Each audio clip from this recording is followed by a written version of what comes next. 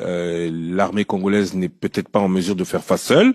Qu'est-ce que les Congolais doivent faire de plus que ce qu'ils font déjà? Les Congolais doivent se débarrasser des gens qui sont dans l'armée congolaise, qui ont été mixés en 2004-2005 par l'Union européenne, où on leur a demandé de mettre dans les FARDC, les forces armées congolaises, des gens qui venaient du Burundi, du Rwanda, etc., qui sont devenus du jour au lendemain des Banyamulenge. Ça, c'est une réalité.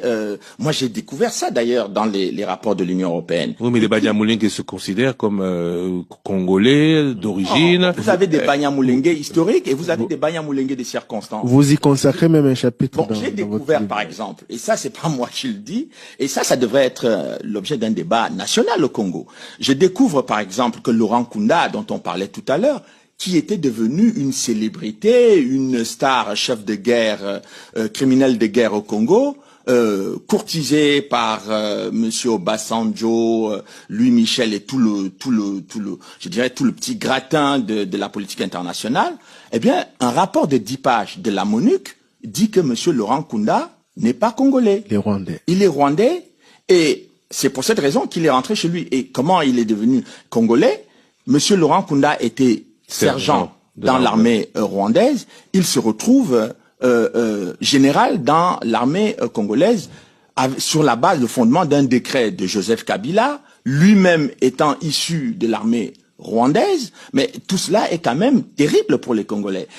Et je découvre aussi que le monsieur Ado Ayelo, c'est lui qui dit à Joseph Kabila de déchoir Laurent Nkunda de son grade de général et de le poursuivre pour les crimes commis au Congo.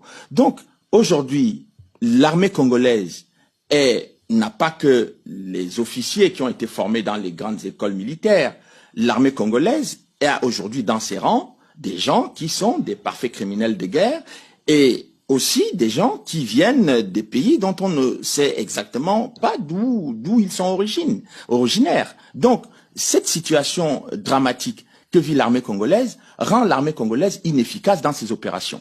Parce que les gens qui ne sont pas, qui n'ont pas le Congo, qui ne portent pas le Congo au cœur, ne vont pas aller défendre les femmes congolaises qui sont violées, ne vont pas défendre les populations congolaises qui sont massacrées. Mais donc il faut aujourd'hui qu'on fasse le ménage pas seulement dans l'armée congolaise, mais dans tous les services de sécurité du Congo. Parce que c'est de ça dont il est